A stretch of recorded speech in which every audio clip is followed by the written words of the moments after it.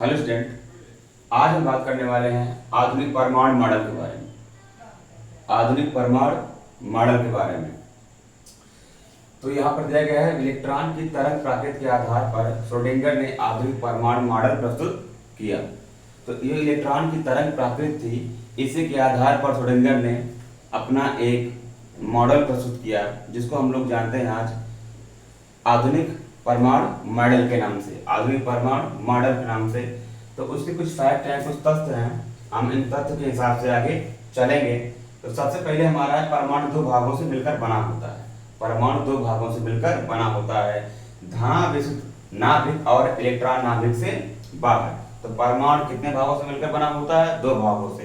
पहला जो होता है हमारा ये धन आवेशित नाभिक, और इलेक्ट्रॉन जो होते हैं इस नाभिक से दूर। इलेक्ट्रॉन जो होते हैं इस नाभिक से दूर स्थित होते हैं।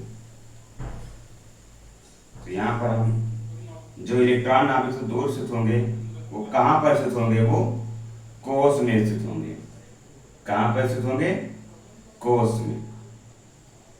तो यहाँ पर हम कोश बना रहे हैं, कोशों की संख्या है।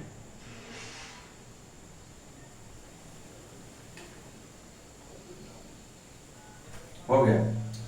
अब हम देखिए फिर से, परमाणु दो भागों से मिलकर बना होता है धनावेशित नाभिक, यानी धनावेशित नाभिक। और उसके बाद में इलेक्ट्रॉन नाभिक से बाहर कोश, उपकोश और कक्षक में पाए जाते हैं। अब इलेक्ट्रॉन जो होंगे नाभिक से बाहर कहाँ पर पाए जाएंगे? कोश में। और प्रत्येक कोश का नाम होता है।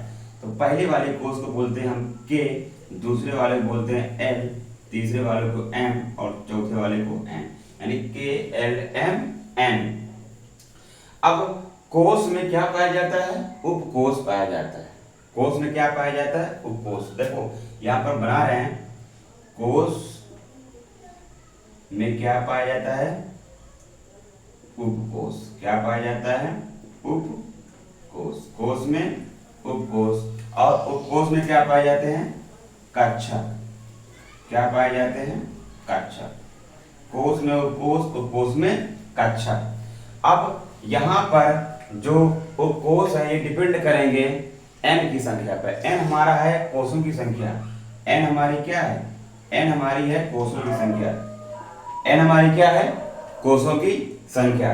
तो ये डिपेंड करेगा उपकोश की संख्या n पर, यानी n बराबर अगर 1 है, अगर पहला वाला ले रहे हैं हम कोश, पहला वाला क्या ले रहे हैं? पहला वाला कोश ले रहे हैं, तो n बराबर 1 है। 1 के लिए यहाँ पर उपकोशों की संख्या होगी 1s, क्योंकि उपकोशों की संख्या डिपेंड किस पे करती है?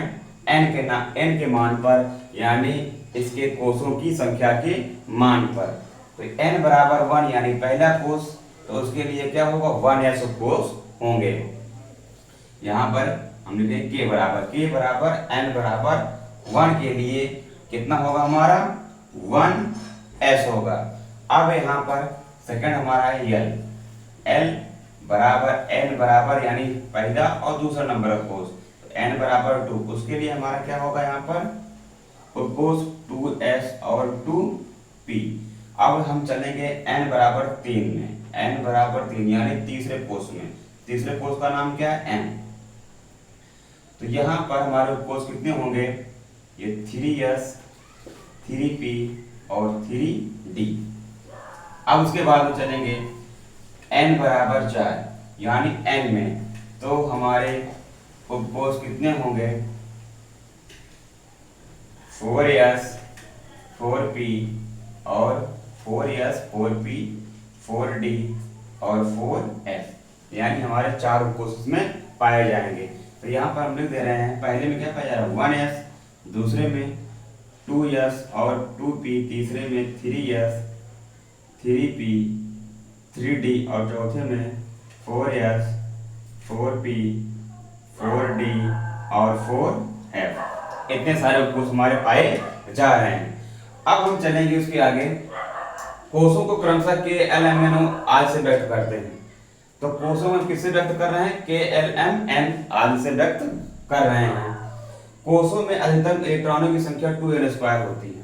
अब कोशों में जो इलेक्ट्रॉन स्थित होंगे तो किस नियम से होंगे? 2n² नियम से होंगे। 2n²। n हमारा क्या है? कोशों की संख्या है।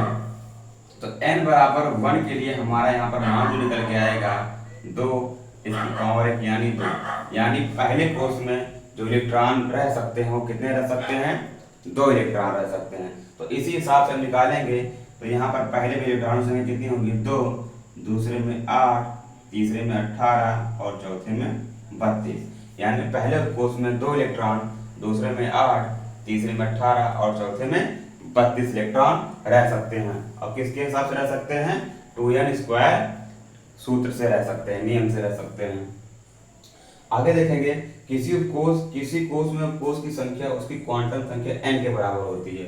यहाँ पर हम देख सकते हैं किसी उपकोष की संख्या उसकी क्वांटम संख्या n के बराबर होता है, यानी n बराबर 4 है तो यहाँ पर उपकोष कितने हमारे 4 हैं, n बराबर 2 है तो यहाँ पर उपकोष कितने हमारे 2 हैं।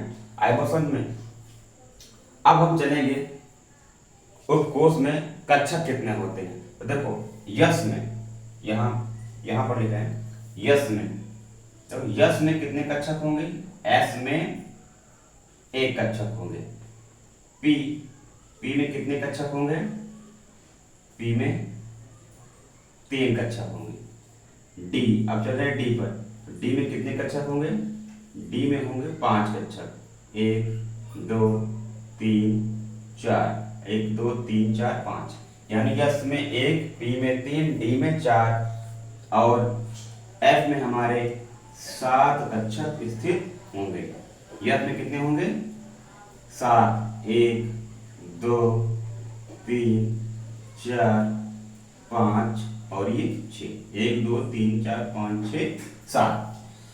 अब प्रत्येक कक्षक में हमारे 2 इलेक्ट्रॉन पाए जाएंगे, प्रत्येक कक्षक में हमारे कितने इलेक्ट्रॉन पाए जाएंगे 2, वो भी अपोजिट डायरेक्शन में, यानी एक क्लॉकवाइज इलेक्ट्रॉन होगा एक एंटी क्लॉकवाइज।